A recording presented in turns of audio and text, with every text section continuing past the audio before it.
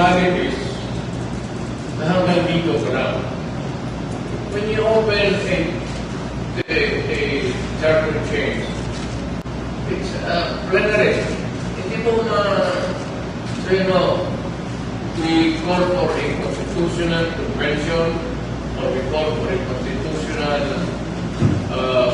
congruent constituent constituent body by Congress, people's initiative. Whatever it is, hindi mo malagyan ng restriction because when you open it up, it's all what it taking. Plenary talaga yan. So, you can place restrictions there. So it's possible to become a congressman tatayo and I sasabihin niya, I move to for Israel no sa external nerve. Kaya ako nandito eh. Kaya nag-uusap ito. Not only for any particular office, any constitution. Ito namang local offices, local government offices are not mentioned in the constitution. We are defined by one single framework of local governments, which will be organized with law. Ang nasadya naman sa Constitution, President, Vice President, Senators, and so on. Darat niya mga barangay kapil wala na hanggang mayor at governor. We are all we are public officials, but we are ruled by the local government. It's not a constitutional. Masulod ko din ako sa talay ko. Constitutional offices are those mentioned in the Mawin na. Isulod ko. Ito, mahingo niyo dito. Ito kay may. That's why ako nandito. Sabihin lang na yung mga congressman o senador, huwag ninyong kabain o paisiin yung termino ninyo, let it be where it is. Sabi, 6 years ngayon, hanggang dyan. Now, any changes that you may want to put forward for posterity, you will do so. Right now, you can begin by the legislation, then lead up to the opening of the charter changes, amendment, but it should be progressive.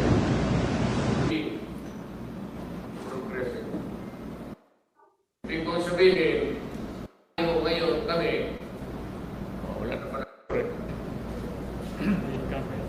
It's some to us, but you tend to forget. Hindi dapat kami. We should not benefit from it. Any changes making it longer,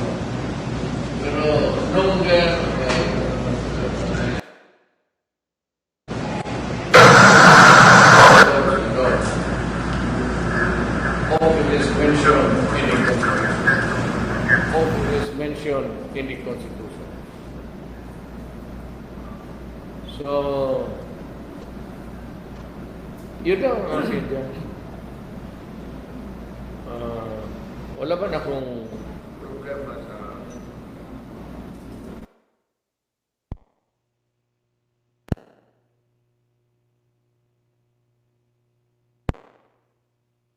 interest of government and country.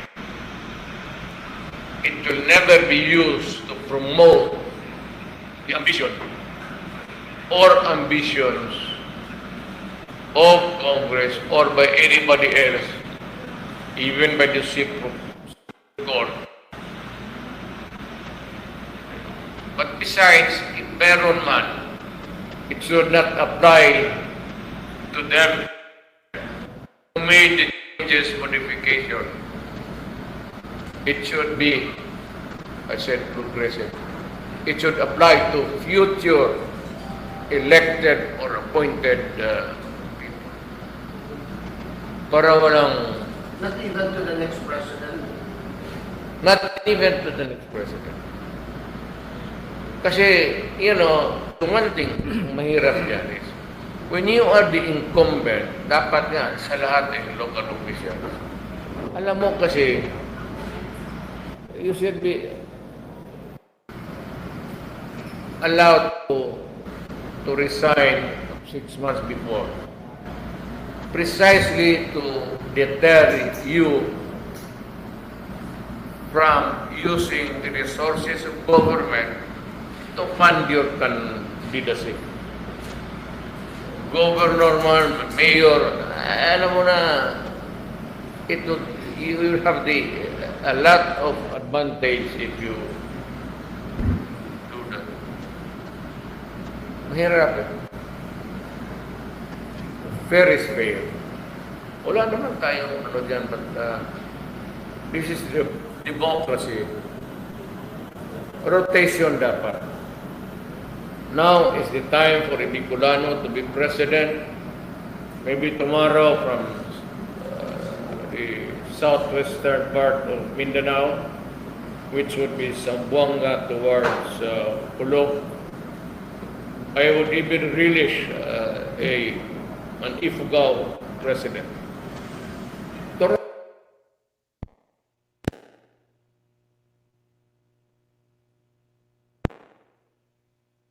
Sabi, one term, only, period.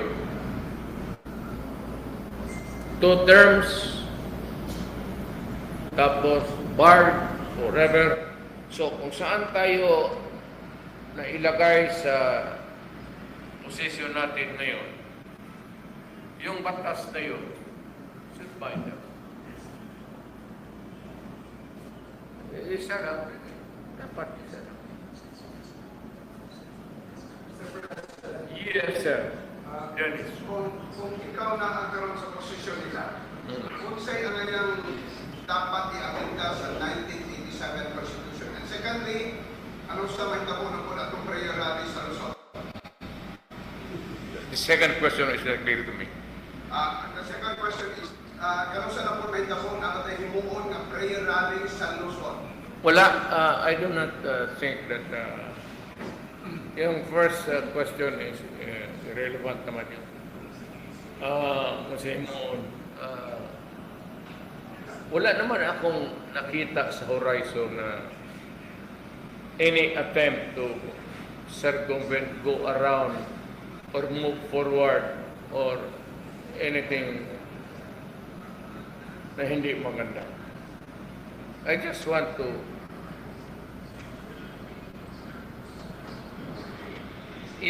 we live on our time. Kung saan tayo dinatngan ng swerte natin sa buhay ng Constitution and your destiny, nandyan lang tayo. Because this is what a democracy. Do not tinker with the cyclic movement of a democratic state. Do not introduce something which is foreign or not aligned with the original intentions of those who made the charter. Sundin lang natin the intention. Kung ginawa 6 years, 6 years. Now, kung nandiyan ka 6 years, diyan ka lang. You want to make changes, make it another successively, walang limit, fine. But you should not benefit from it. That is really what democracy is all about.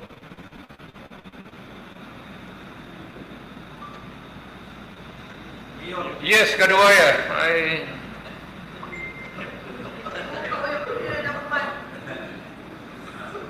Sir, what made you change your mind? Previously, you said no for DI, no for favoring the Constitution. What happened? Changed my mind? Yeah. I never changed my mind. Change of position. I never changed my position because there is only one position. Hindi naman ito kama.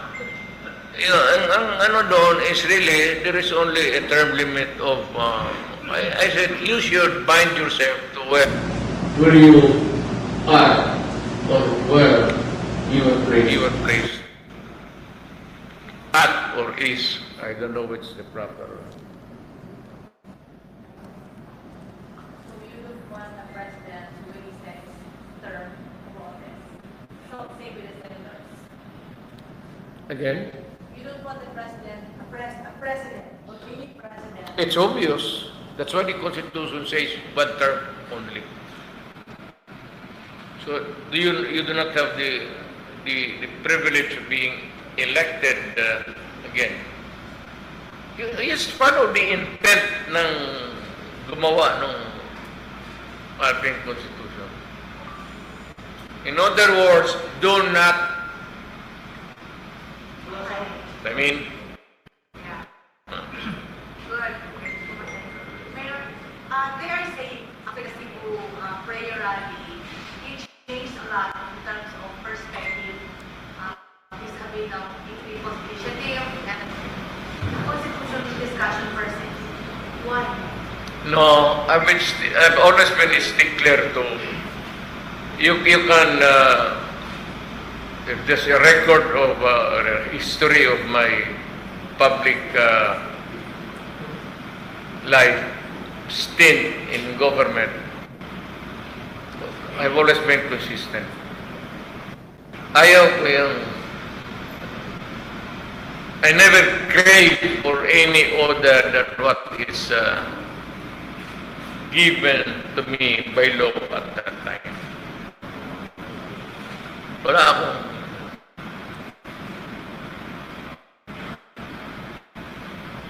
If you were to suggest what provision, what economic provision in the 1987 Constitution should be amended? I don't care if you make the economics na libro dyan sa... Huwag mo lang pakialaman yung Constitution.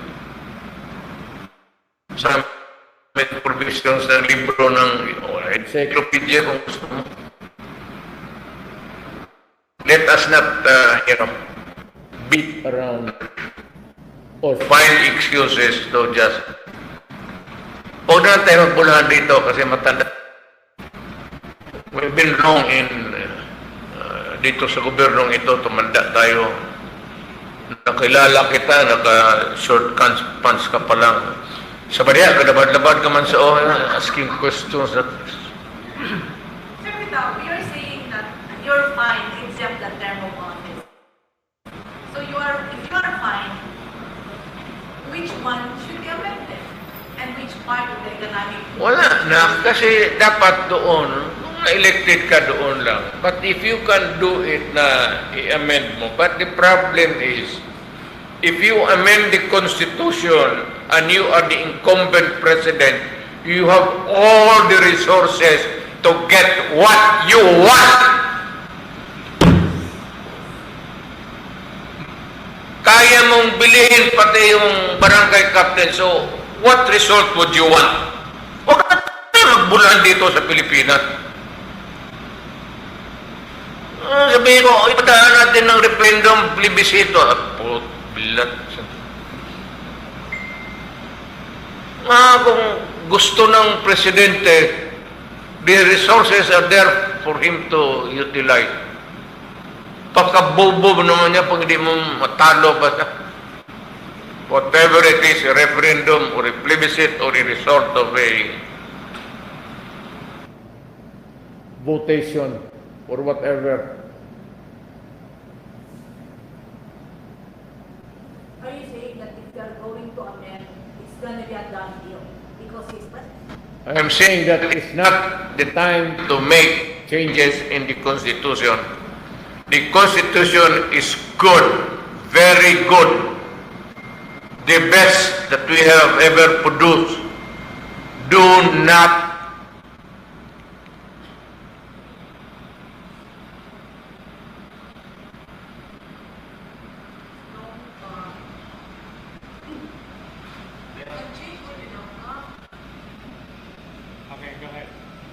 Yes, ma'am. Ang imong kadibang imong anam guol mo magsidong kadako ng yawa. Kasi no message to Mr. Seguradi, you mentioned na you will support for the changing of position as long as President Marcos will commit to the people that he will not run again. Is it a challenge or? No, it is reminder that even presently you are not supposed to do it. What if? Ayan na sinasabi ko. Well, bahala siya.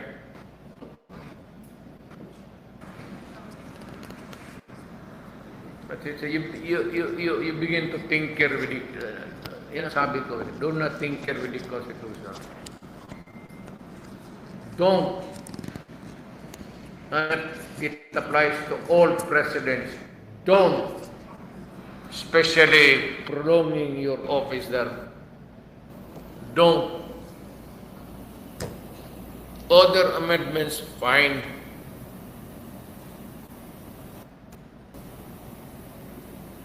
Pati congressman, pati masama talaga. Ano? Wala. Ganito na lang.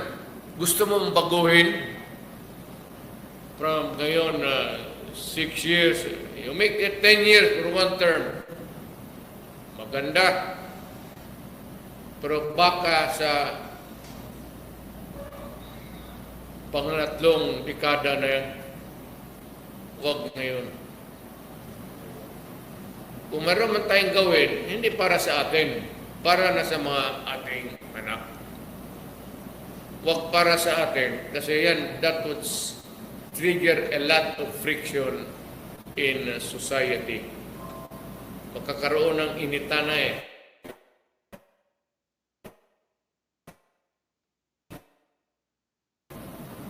Sana kung kami lang mga politiko, we have to deal with the population, we have to deal with religion, kasi ang religion naman natin, we have to deal with the military, we have to deal with the police, we have to deal with the security guards, we have to deal with the CAFGO.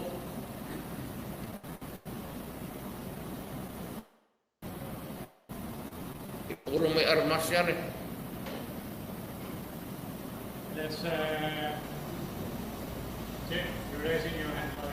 Supported President Marcos in the economic chacha. Could you give us a rate from 1 to 100 as to how many?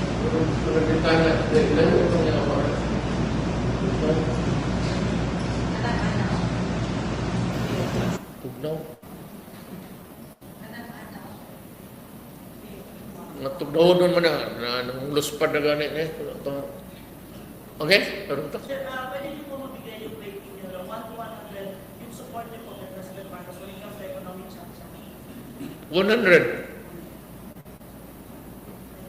If you are going to rate his presidency against that proposed chacha, what grade will you give him? The proposal for what? You have to have you have to Economic chacha daw. if you make me choose something, make a face on the other side. Cha-cha? Yeah. Cha-cha.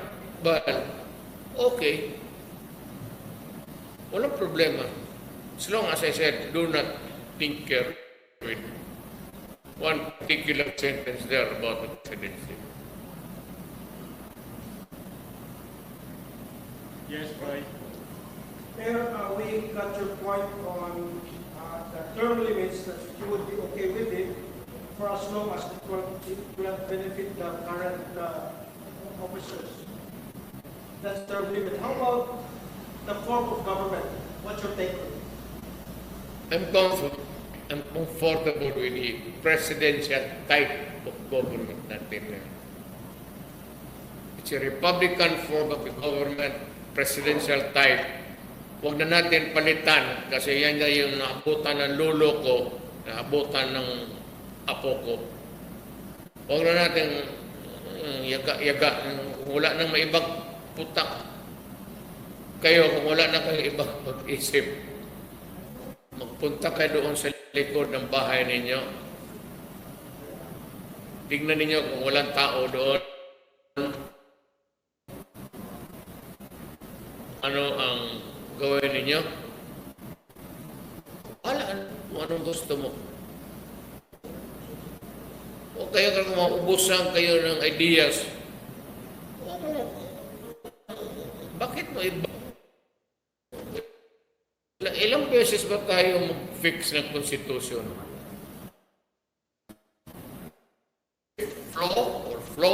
Flawed one? Okay, we make changes. What else? What needs to be done? Something else? Good. But not the prolonging of the barangay captains, nor of the president. Not good. Kung meron man, i-apply yan.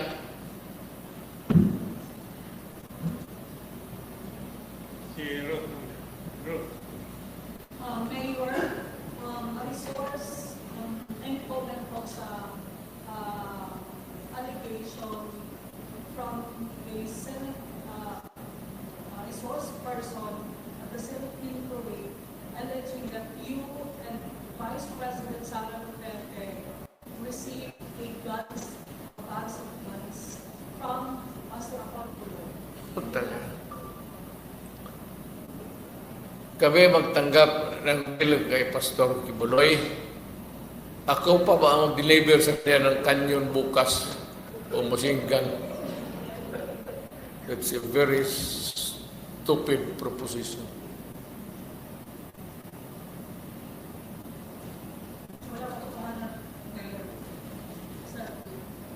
It's silly. Bakit pa si Pastor mamigay ng baril sa akin? Saan siya makuha? Kung magsabi siya wala siyang baril, bigyan ko siya. I am about almost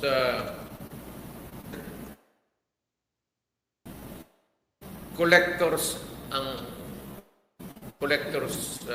category ako eh. Ibig sabihin, bili ako ng bili, pero hindi ko magamit. I can only use one. I can carry gun only one of the entire collection, maski mag-abot ng 50 million.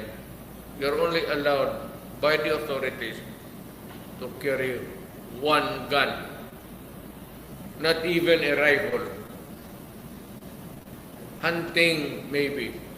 Shotgun, okay. But military hardware, no. Wala nga ako eh.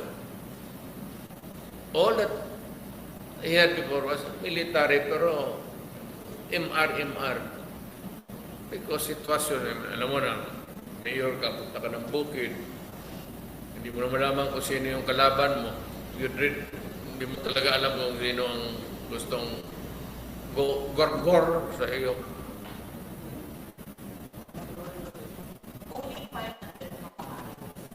Ako? Wala eh. It constitutes private army already. You have one. Even if it's collection. Yes. Hindi ka collector kung iligwit na. Collector is collector. You collect and collect and collect. Hindi ito BIR. Collection ng firearms ito. Okay, Mayor, in line sa statement ni Pastor Ramon, we would in line with friend from the CIA, sent a 99 CIA Well, I could not really say that I can validate his statement independently, yung salita niya. But what I can say is that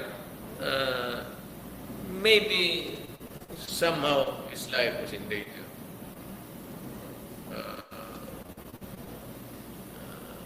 Alam mo, ang kaso niya sa Amerika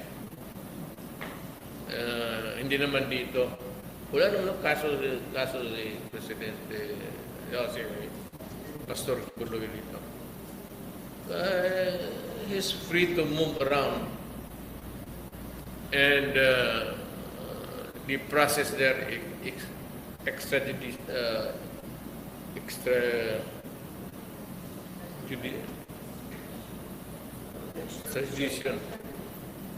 So, it's a long process. Hindi rendition with a military. Extradition is always a treaty. Willing siya mag-file, sir, dahil hindi siya gusto extraction. Malit na kaso yan. America would not go into that. America would not waste its time violating a law. Instead of attending to the session of Senate, you lead to his arrest. Is it possible? Arrest ko na siya na isa dumatang nag-attend sa Senate hearing. Sino? Si Pastor Tibuloy. Arrest siya kasi pinapaibitahan siya, isusunod na siya. If he doesn't really appear, pwede ba yun? May I hear the word again? Pina-report siya sa Senate. Subina siya. Will it lead to his arrest? Well, I'd like to ask you a question. What is the equivalent of the word subpoena? Invitation. Well, it's not an order. You cannot order an ordinary citizen like me to compel me to report to you. For what? If I don't want. Or if the national interest that you should appear, we begin to question you, what is the significance of that interest? Kaya pastor yan, kung gusto niya, hindi. So, mga kini sa It could, because unreasonable refusal. So maybe the first is more like a subpoena. Same effect. It can compel your attendance. Pero ako naman, hindi niya, ang ayaw niya, ano mo gusto na kanya? Wala mo na nakita na of national interest yung Another topic na Mayor. Yes. Our PNP right now seems to be involved in a lot of cases with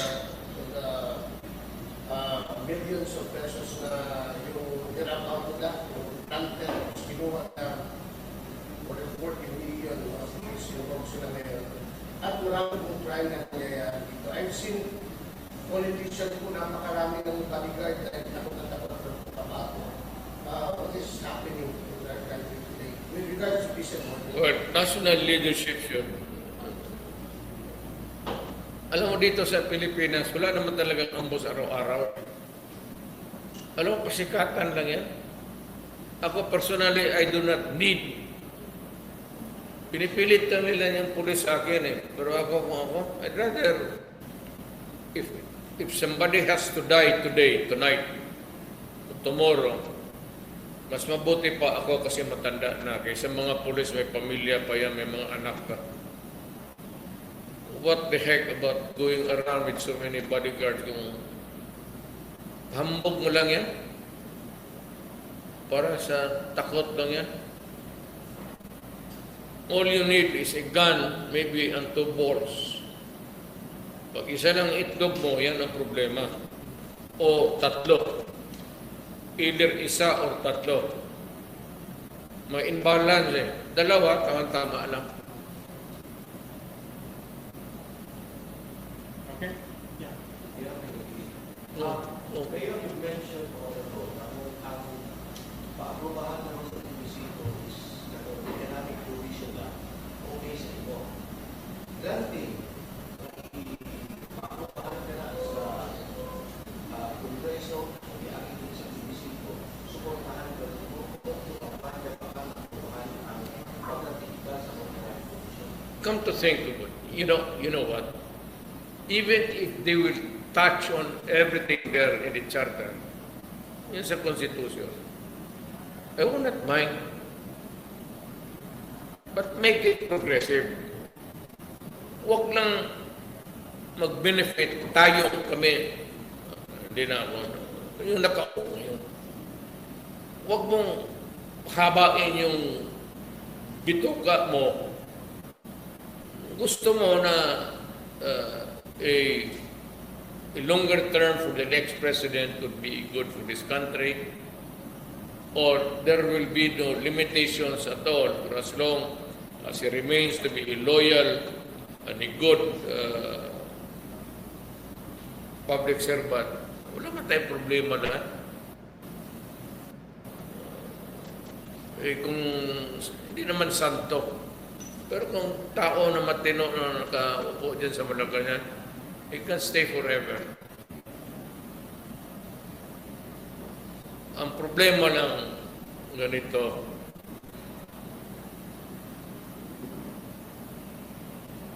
nag-iisip ako ng malalim. Problema kasi si Hesus Kristo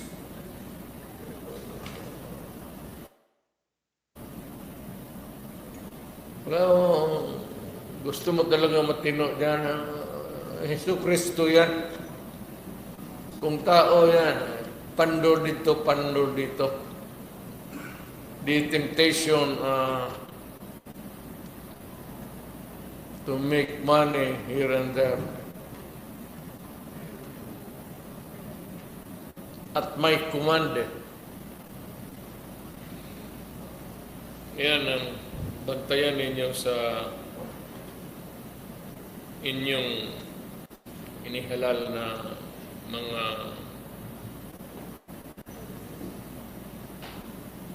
officials.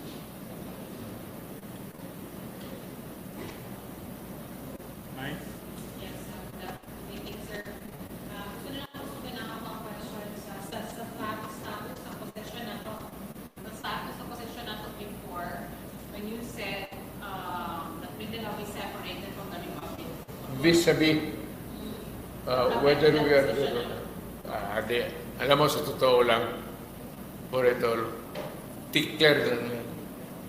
Sabihin ko lang kasi sa na, look, you guys, when you think of legislature, we think of your work there as a secretary, or as a senator, or congressman, or whatever. Think always of the Republic of the Philippines. Huwag ninyong pabor-paboran yan kasi hindi lang kayo ang Pilipino. Parang ano lang yung pitik lang yun na reminder, gentle reminder na, shape up because hindi pa naman tayo pagkatribo lahat. Yan nga ang problema eh. Punta ka doon sa Ilocos, hindi ka lang kung taga-Bisaya ka, magpunta ka doon sa Pulo, hindi tayo magkaintindihan. Kung taga-Mindanao ka, magpunta ka Luzon, tulala ka palagi. Baluktot ang Tagalog mo o ang Bisaya ng Tagalog, mukhang Espanyol pakinggan. Sa taing ako.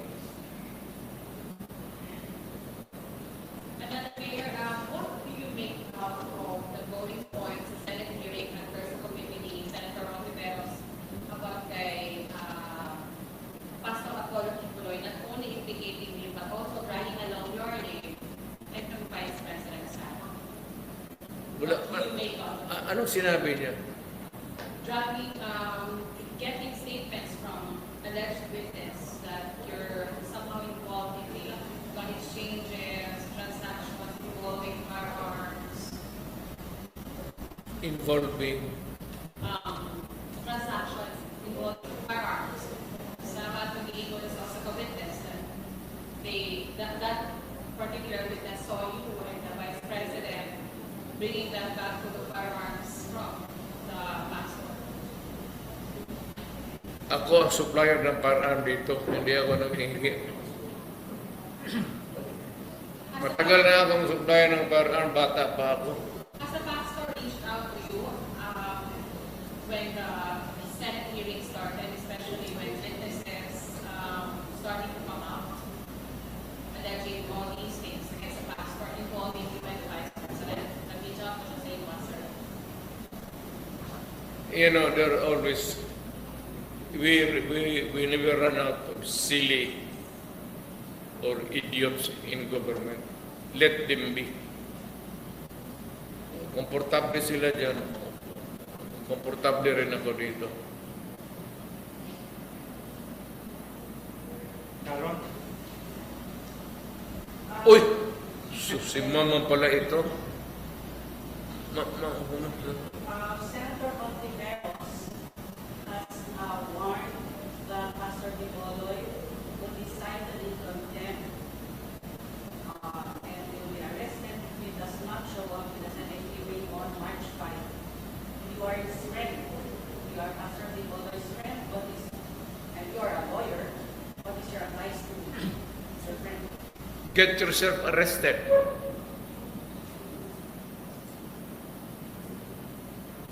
So he will not show up.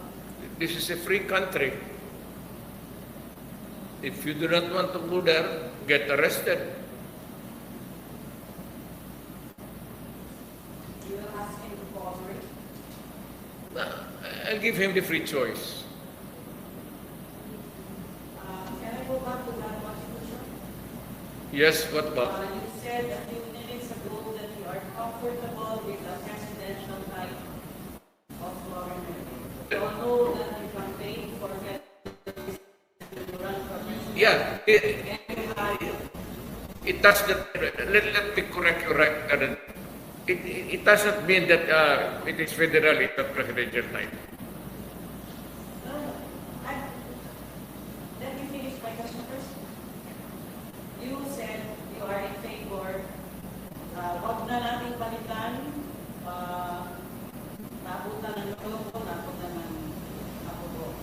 But in 2015, when you campaigned for the presidency, you pushed for a shift, to change the constitution, to shift to a federal system, right?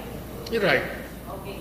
But you had, the first half of your term, you had a super majority. Well, even up to the end. Look, it's just, But why did you not muster enough political will to get that shift to federal system? to answer your last question, because wala akong enough political will. Second, actually, there's not much difference about a federal.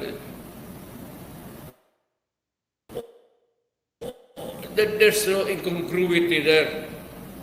Look at America. It's a federal union of federal states, United Nations. It's federal. It's presidential type government. I do not see any.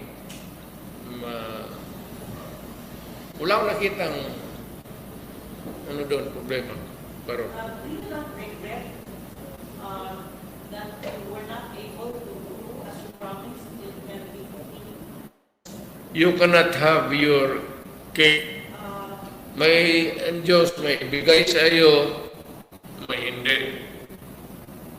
So, hindi lahat ng kaligayahan na gusto mo makapkap mo sa mundong ito. There will always be disappointments. And this was your big disappointment? Well, I'm talking to you about life. Nothing's perfect. Yung ano po, kanina, Ayun pagpo na to kay sinabi nyo rin that your call for Mindanao, independent Mindanao, which you did on January 30 in Medicine, you said it was just mythic. well, that was really that was a legit dream yung mga taga Mindanao. You know, because Mindanao is frontier country.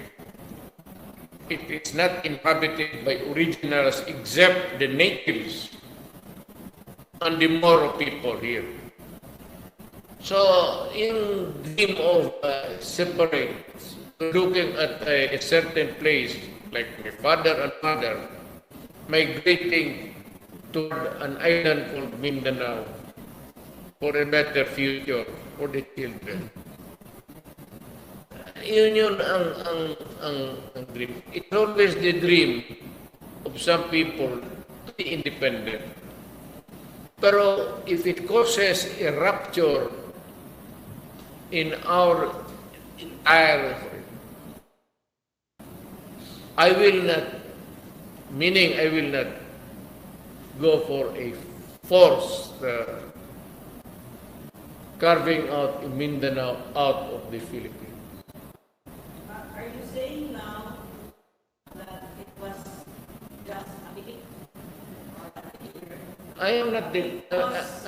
I'm not. There were no takers? I'm not saying any different, really. Actually, Kasi wala namang, after you made the call, there were of course reactions that you cannot do that. well, I said, sinabi ko, So you're saying that now because give us a better deal for Mindanao. Well, if you studied history, Mindanao has always been a poor relative vis-a-vis with the entire country.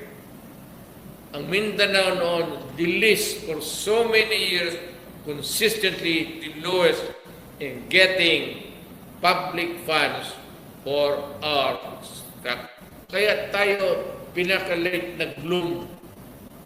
And that was the complaint. Kaya it fueled the revolution.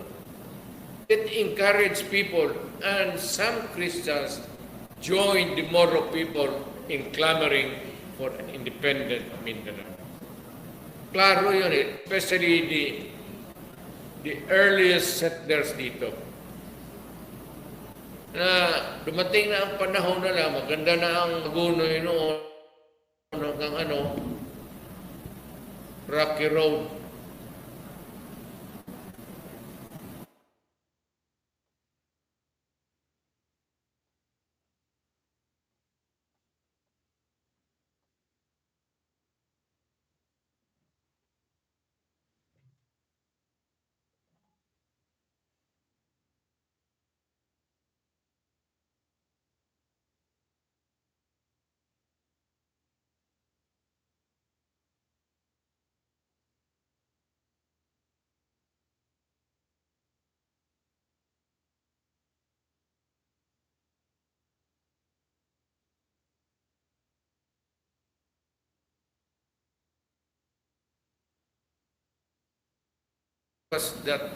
There was never the slightest moment that I was thinking of placing the interest of Mindanao over and above of the entire needs of the entire country.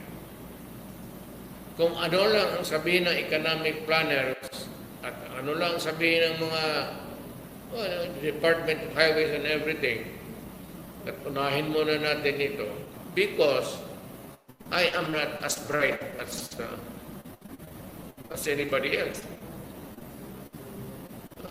I might be a lawyer, good in memorizing. Hanggang dyan lang, memorize. Pero to be an enterprising thing about governance,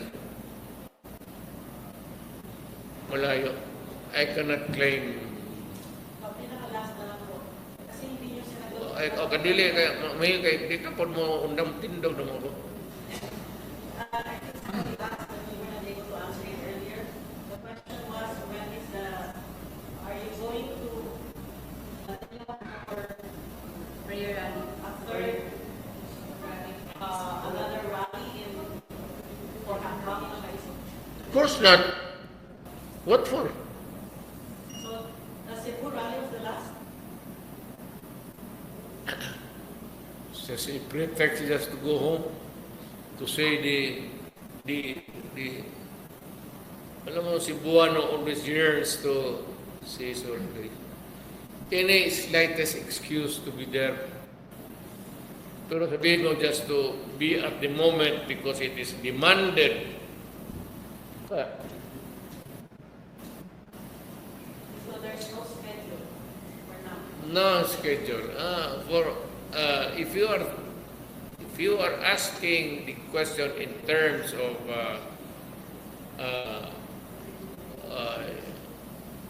what would be in the future of this country and what would be your views or opinions if this would occur or happen or not.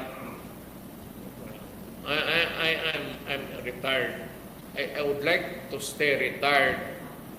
I do not want to meddle in politics.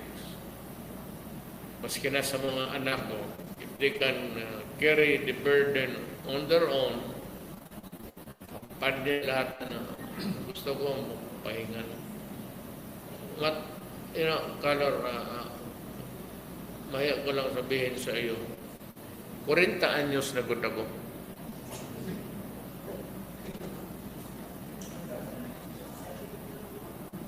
And if you would want to be comfortable with this number, double it. And that's my...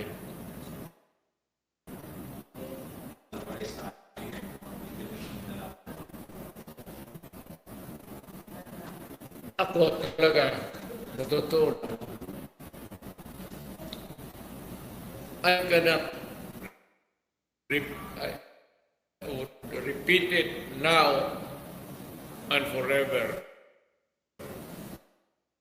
I do not want my country dismembered. I do not want a part of my country taken away. I do not want my country to be disturbed physically, even the slightest. It goes for Luzon hanggang Pulo. Yung nagising ako sa mundong ito, Republic of the Philippines. For as long as I live, it would be the same Republic of the Philippines.